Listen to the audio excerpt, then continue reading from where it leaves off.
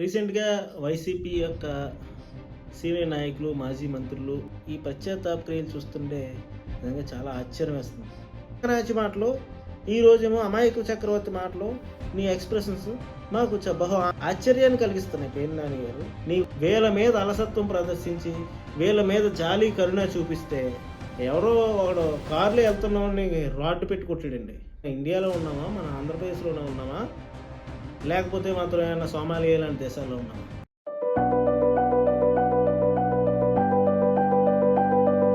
నమస్కారం అండి. నా పేరు బాలనాయుడు, జనసేనపేట పాకిరేపేట నియోజకవర్గం. నా వీడియో పూర్తిగా చూడండి.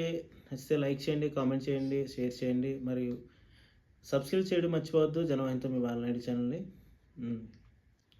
అయితే రీసెంట్గా వైసీపీ యొక్క సీనియర్ నాయకులు, మాజీ మంత్రులు మరియు వారి పరివారాలు కలిపి చేస్తున్నటువంటి ఈ యొక్క కొన్ని పశ్చాత్తాప క్రియలు, అంటే పశ్చాత్తాప ప్రెస్ మీట్లు అవ్వచ్చు, పశ్చాత్తాప క్రియలు అనొచ్చు.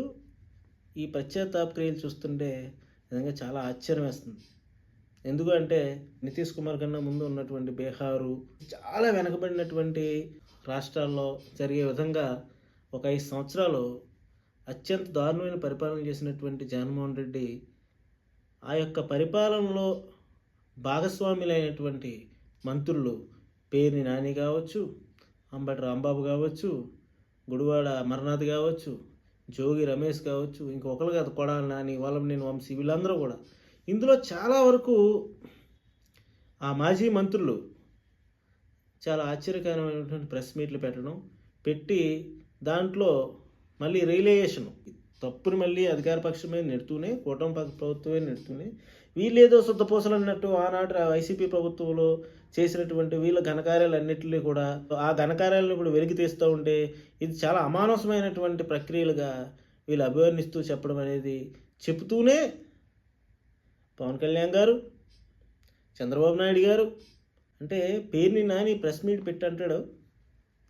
ఆనాడు ఏరా పవన్ కళ్యాణ్ తోలు తీసేస్తా, ఒక్కొక్కసారి మాట్లాడితే పిచ్చి పిచ్చి వేషాలు వేస్తే అసలు ఇతని స్థాయి ఏంటి, ఇతని యొక్క పూర్వపరాలన్నీ కూడా అందరికీ తెలిసినవే. అక్కడ బందర్ వాస్తవులే తెలుసు. ఈ బందర్తో సంబంధం ఉన్నటువంటి చాలామంది ఫ్రెండ్స్తో మేము మాట్లాడుకున్నప్పుడు తెలుసు. అప్పుడు కూడా ఈ పేరుని నాని మాట్లాడుతున్నప్పుడు మేము రియాక్ట్ అవుదాం అంటుంటే చాలామంది ఏమని వాళ్ళు తెలుసు, చాలా చాలా తేలిగ్గా అనేవాళ్ళు ఇతన్ని. అంటే ఆ రోజు చేసినటువంటి ప్రక్రియలన్నీ అంటే ఈ రోజు అన్నీ మాసిపోతాయా, సమసిపోతాయా, మర్చిపోతామా? పోనీ పూర్వం రోజుల్లో అంటే ప్రింట్ మీడియా ఒకటే ఉండేది. తర్వాత మెయిన్ స్ట్రీమ్ మీడియా ఏదైతే ఉందో మన బ్రాడ్కాస్ట్ మీడియా వచ్చింది. అది కూడా మన వాళ్ళు ఉంటే హైడ్ చేసేవాళ్ళు. కానీ ఇప్పుడు సోషల్ మీడియా కదా, నువ్వు ఇప్పుడు ఈరోజు అన్నమాట, ఈరోజు చేసిన వీడియో ఇంకొక రోజైనా కనిపిస్తుంది. అలాగే బహిరంగంగా ఏరా పిచ్చి కుక్క అన్నాడు జోగి రమేష్. పవన్ కళ్యాణ్ గారు లాంటి మహానుభావుని పట్టుకొని మాలాంటి ఎంతోమంది ఆయన్ని సింగిల్ పాయింట్ ఎజెండాతో ఆయన బ్లెండ్గా ఫాలో అవుతాం మేము. ఎందుకంటే అంత మంచి వ్యక్తి పవన్ కళ్యాణ్ గారు. అటువంటి పవన్ కళ్యాణ్ గారిని పట్టుకొని ఆయన పెళ్ళిళ్ళ కోసం మాట్లాడటం, జగన్మోహన్ రెడ్డి దగ్గర నుంచి వీళ్ళ వరకు వాళ్ళ ఇంట్లో ఆడపిల్లల కోసం మాట్లాడటం. ఆ ఇంట్లో ఆడపిల్లలే కదా, అసలు టీవీ లైవ్లోకి వస్తే లైవ్లో మీరు నోటికి వచ్చిందంతా మాట్లాడుతూ, పిచ్చి ప్రలాపం చేస్తూ, కాలయాపన చేసి, మీ స్కామ్స్ చేసుకొని, అవినీతి అక్రమాలు చేసి, బెదిరింపులు, రౌడీయిజం చేసి, దందాలు చేసి సంపాదించుకున్నటువంటి మీరు ఈరోజు చాలా తేలికగా మాట్లాడుతున్నారంటే, చాలా తేలికగా మమ్మల్ని చాలా మంచి వాళ్ళము, మేము అన్నీ లీగల్గా చేసిన వాళ్ళని మమ్మల్ని భయభ్రాంతులు గురి చేస్తున్నారు, వీళ్ళు మా మీద రైవలరీ పాలిటిక్స్ నడుపుతున్నారని చెప్పేసి. ఇందులో కక్ష సాధింపు చర్య ఏముందండి? పేర్ని నాని గారు వాళ్ళ మిస్సెస్ పేరు మీద గొడవనుంది. ఆ గొడవల్లో బియ్యం ఉన్నాయి, ఆ బియ్యం మాయమైపోతే అవి ఎందుకు మాయమైపోయి అవన్నీ కూడా మన పబ్లిక్ డిస్ట్రిబ్యూషన్ స్కీమ్ కింద వచ్చిన రైస్ పీడిఎస్ బియ్యం. ఆ బియ్యంకి మళ్ళీ కాకినాడలో షిప్కి కూడా సంబంధం ఉంది. ఇది అడుగుతుంటే అవును పోలీసు కేసులు పెడుతుంటే మీరు కోర్టుకి వెళ్ళి వ్యాస్ పిటిషన్తో కొట్టేసుకుందామని చూశారు, అవ్వలేదు. బేషరతుగా ముందే మీరు ఫైన్ కట్టడానికి సిద్ధపడితే కట్టారు. మరి ఇవన్నీ జరిగినప్పుడు మరి ఇంకా నువ్వు పేరుని నాన్న ఇలా మాట్లాడుతున్నావు అంటే ఆశ్చర్యంగా ఉంది మాకు. నీకు నువ్వే తప్పు ఒప్పుకొని ₹1,00,00,000 పైమాటగా ఉన్నటువంటి ఆ ఫైన్ ముందే కట్టేశావు. బేసిరత్తు కట్టేసేసి ఈరోజేమోని నంగనాచి మాటలో, ఈరోజేమో అమాయక చక్రవర్తి మాటలో నీ ఎక్స్ప్రెషన్స్ మాకు బహు ఆశ్చర్యాన్ని కలిగిస్తున్నాయి. పేర్ని నాని గారు, నీ కోసం వీడియో చేయడమే బొక్క. కాకపోతే చెప్తున్నాను, రోజులన్నీ ఒకలాగే ఉండవు. రోజులన్నీ ఒకలాగే ఉండవు. అది గమనించుకోవాలి ప్రతి ఒక్కరు కూడా. అధికార మతంతో మనం ఈరోజు వెళ్తే రేపన్న రోజున ఇంకొకటి రావచ్చు కదా. ఆ రోజు పరిస్థితులు ఏంటని చూడొచ్చు కదా. అందున ముఖ్యంగా పవన్ కళ్యాణ్ గారు లాంటి నిజాయితీ పరుని పట్టుకొని మీరు పదే పదే మాట్లాడుతుంటే చాలా అంటే రెచ్చగొట్టడం, పోక్ చేయడం. అంటే మీ బాస్ జగన్మోహన్ రెడ్డి గారు చెప్తుంటే మీరు గెలిగితే ఇక్కడ జన సైనికులు రెచ్చిపోయి మీ మీద అటాక్ చేస్తారని అనుకోవడం చాలా పాత రోజులు. అవి చాలా పాత రోజులు. ఒకటే కులం అంటూ నువ్వు వాగినటువంటి ఆ వాగుళ్ళు నీ పచ్చి ఈరోజు విరిగిపోయిందా? నీ పచ్చి విరిగిపోయి ఈరోజు నువ్వు అలా మాట్లాడుతున్నావు. చంద్రబాబు నాయుడు గారు మా మిస్సెస్ని అరెస్ట్ చేయాలంటే చచ్చే ఆడవాళ్ళకి ఏముందని చెప్పేసి అన్నారని చెప్పేసి నువ్వు మాట్లాడుతున్నావే. మరి ఆ రోజు చంద్రబాబు నాయుడు గారు మిస్సెస్ని అసెంబ్లీ సాక్షిగా అవమానించినప్పుడు ఆ రోజు ఆడవాళ్ళు కదా వాళ్ళందరూ. పవన్ కళ్యాణ్ గారి భార్యల్ని, ఆయన పెళ్ళిళ్ళని, వాళ్ళ ఇంట్లో ఆడపిల్లలను కూడా నువ్వు, నీతో పాటు నీ సహచర వైసీపీ యొక్క కార్యవర్గం ఏదైతే ఉందో వాళ్ళందరూ కూడా చాలా అన్యాయంగా మాట్లాడేవాళ్ళు కదా. ఎంత దారుణంగా మీరు మేమ్స్ చేసి, దారుణంగా పోస్టులు పెట్టి, నిన్న మొన్నటి వరకు కూడా మీరు అటాక్ చేసేవాళ్ళు కదా. ఇంత దారుణంగా చేసినటువంటి మిమ్మల్ని ప్రజలు 151 నుంచి 11కి తీసుకొచ్చి కిందన పడేశారు. ఒక రోడ్డేరు, ఒక మందు మంచిదవులు, ఇసుక అవైలబిలిటీ చేయించరు, ఒకటేటి వాట్ నాట్. ప్రతి దాంట్లో స్కామే ఎత్తుక్కుంటే, ప్రతి దాంట్లో అధికార దుర్వినియోగమే, ప్రతి దాంట్లో అవినీతి అక్రమాలే. అన్ని చేసిన వాళ్ళని ఈరోజు అవును ద్వారంపూడి చంద్రశేఖర్ రెడ్డి కొన్ని వేల టన్నులు, లక్షల టన్నులు ఈయన పీడిఎస్ బియ్యాన్ని ఇవన్నిటిని కూడా దొంగ మార్గాల్లో రవాణా చేశాడు. అక్కడి నుంచి అక్కడ పోర్టు అధికారులతో వాళ్ళతో కొమ్మక్కయ్యో ఇక్కడ స్థానిక రాజకీయం వీళ్ళంతా గుప్పిట్లో పెట్టుకొని, మరి దాని మీద ఈరోజు పవన్ కళ్యాణ్ గారు తీసుకున్నారు. మరి ఆ రోజు పవన్ కళ్యాణ్ గారు బూతులు తిట్టారు కదా. నేను ఎంతసేపు మాట్లాడుతున్నాను, ఒక్క బూత్ అయినా వస్తుందా? అది మన సంస్కారం, అది మన సంస్కారం. పార్టీ ఇచ్చినటువంటి కట్టుబాట్లు, పార్టీ ఇచ్చినటువంటి క్రమశిక్షణ లైన్ ఎవరికి రాదండి భాష, అందరికీ వచ్చి భాష. కానీ విచక్షణ కోల్పోకూడదు కదా. ఈరోజు నంగనాచులు మాట్లాడలేదు, వెళ్ళు, తప్పేముంది. జైలుకి వెళ్ళి కూర్చొని జైలు జీవితం కూడా ఎలా ఉందో రీసెర్చ్ చెయ్యి. చంద్రబాబు నాయుడు గారిని జైల్లో పెట్టారు కదా ఆ రోజు, లేదా ఏదో నేరం కింద. అదేవిధంగా మీరు చేసిన దొంగ పనులే ఈరోజు మిమ్మల్ని అరెస్ట్ చేస్తున్నాయి. మీరేమన్నా సత్యహరిశ్చంద్రుల యొక్క వారసులా? కాదు. మీరు చేసేవన్నీ వెధవ పనులు. ఈ వెధవ పనులకు ముసుగేసుకోవడానికి మళ్ళీ మీరు అటాక్స్ ఎదుటి వ్యక్తుల మీద. గురువింద నీతి. మరి ఇటువంటి గురువింద నీతి ఉన్న వాళ్ళని ఖచ్చితంగా ఈరోజు చట్టం తన ప్రకారం తను చేసిపోద్ది. చట్టంలో ఏముంటే దాన్ని అమలుపరుస్తారు. అదే ప్రభుత్వం, నీతి నిజాయితీ కలిగినటువంటి ప్రభుత్వం.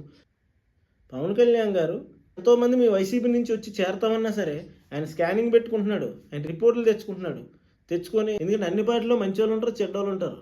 ఏమో అలా రాజకీయ వేదికగా ఉన్నాకో, రాజకీయ గొడుగు కింద పనిచేయడానికో, యొక్క ఉనికి కోసం, అస్తిత్వం కోసం ఏదో పార్టీలో చేరి అధికారాన్ని చేస్తూ ఉంటారు. అటువంటి వ్యక్తులు చేర్చుకుంటారు. కానీ ఈ పేర్ని నాని లాంటి స్వజాతి భక్షకుడు ఎంత తేలికగా మాట్లాడేవాడివి, నీ నాలుగు పలసంతో ఎంత అన్యాయంగా మాట్లాడేవాడివి. ఇంకొక టైంలో అయితే నువ్వు జగన్మోహన్ రెడ్డి కుక్కనన్నావు. బాబు ఇలా అంటున్నాడని చెప్పి చాలామంది ఎంతైతే మాత్రం అధికారం కోసం ఇచ్చే ఎంగిలి మెతుకుల కోసం నేను కుక్కలా పనిచేస్తానని అన్నావే. నన్ను కుక్కలా పనిచేసేవాడివి. నీ స్థాయి మర్చి మాట్లాడి మొరిగావు. ఆ రోజు మొరిగి ఈరోజు నువ్వు నంగనాచి మాటలో, శుద్ధపోసు మాటలో మాట్లాడుతూ ఇంట్లో ఆడవాళ్ళని అడ్డు పెడుతున్నావు. కాబట్టి ఇది కాదు యాక్షన్ వీళ్ళ మీద. ఈ వైసీపీ నుంచి ఎవరైతే మీరి ప్రవర్తించారో వాళ్ళందరినీ కూడా 100కి 100 వాళ్ళందరి మీద కూడా తగు చర్యలు, పోలీసు స్థాయి కౌన్సిలింగ్ చర్యలు తీసుకొని వీళ్ళకి మాత్రం ఏదైతే చట్ట ప్రకారం శిక్షలు ఉంటాయో ఆ శిక్షలు మాత్రం వీళ్ళకి వేయాలి.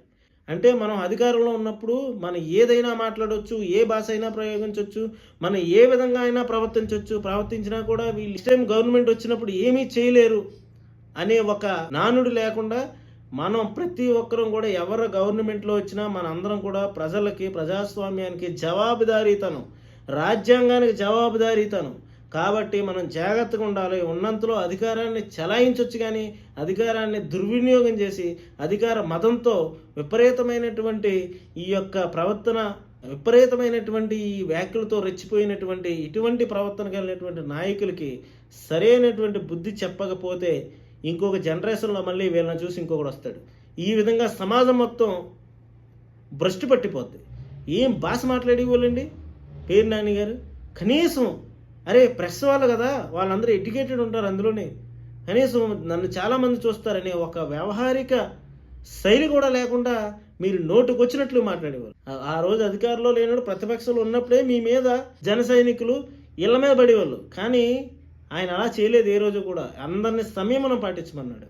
సంయమనం పాటించమన్నా మీరు మీకు నచ్చినట్టు రెచ్చిపోయి ప్రవర్తించినటువంటి ఇటువంటి వైసీపీ బ్యాచ్ మితిమీరిన వ్యవహార శైలితో ప్రవర్తించారో వాళ్ళందరినీ కూడా ఏ ఒక్కరిని వదిలిపెట్టకూడదు. ఎందుకంటే వీళ్ళకి ఈ విధంగా బిహేవ్ చేసిన వాళ్ళకి మనం సమాజానికి సమాధానం చెప్పేలా ఉండాలి. సమాధానం చెప్పడం అంటే వీళ్ళని ఖచ్చితంగా చట్టపరంధిలోకి తీసుకొచ్చి వీళ్ళకి ఏదైతే ట్రీట్మెంట్ ఉందో ఆ ట్రీట్మెంట్ చేస్తేనే ఇంకొక నాయకుడు ఏ విధంగా మాట్లాడో. ఎంత హుందా కలిగినటువంటి అసెంబ్లీని చాలా నీచంగా మాట్లాడేవాళ్ళు. మాట్లాడొచ్చండి, 4 గోళ్ల మధ్య మన ఇష్టానుసారం మాట్లాడవచ్చు, మన ఇంట్లో మనం మాట్లాడచ్చు. అటువంటిది మనం రోడ్డు మీదకి వస్తేనే రోడ్డు మీద ఓహో మన సమాజంలోకి ఎంటర్ అయ్యాం కదా, మనం ఇలాగ ఉండాలని చెప్పేసి ఒక కట్టుబాట్లు ఉంటాయి కదా. ఒక బాధ్యత కలిగినటువంటి పదవిలో ఉండి బాధ్యత కలిగినటువంటి రాజకీయ నాయకుడిగా ఉండి ఎంతోమందికి నువ్వు ఉదాహరణగా నిలిచి ఎంతోమందికి స్ఫూర్తివంతంగా ఉండాల్సిన రాజకీయ నాయకులు ఈ విధంగా విచక్షణ కోల్పోయి మాట్లాడుతూ వెర్రెక్కినట్లు బిహేవ్ చేయడం అనేది ఎంతవరకు సమంజసమైన విషయం ఆ రోజున? మరి అటువంటి వ్యక్తుల్ని ఈరోజు ఇంత లూజ్గా వదిలేస్తున్నారంటే మరి హోంమంత్రిత్వ శాఖ కానీ లేకపోతే కూటమి ప్రభుత్వం ఈ విధంగా వీళ్ళ మీద అలసత్వం ప్రదర్శిస్తుంది. వీళ్ళు స్టేలు తెచ్చుకునే వరకు ఏమో పరారీలో ఉన్న ఇవన్నీ కూడా చాలా అసహనం కలిగిస్తున్నాయి. ఎందుకంటే ఇటువంటి వ్యక్తులు మళ్ళీ ఒకవేళ గవర్నమెంట్ పోయినా ఉన్నా కూడా మనందరం కూడా సమాజంలో బతుకున్నాం అనేటటువంటి ఒక విచక్షణతో వ్యవహరించేలా అహంభావం ఉండొచ్చు, గర్వం ఉండొచ్చు, మితిమీరినటువంటి అధికార దర్పం ఉండొచ్చు, కానీ ఆ అన్నిటికీ మించి అతివాద ప్రవర్తన చేశారండి.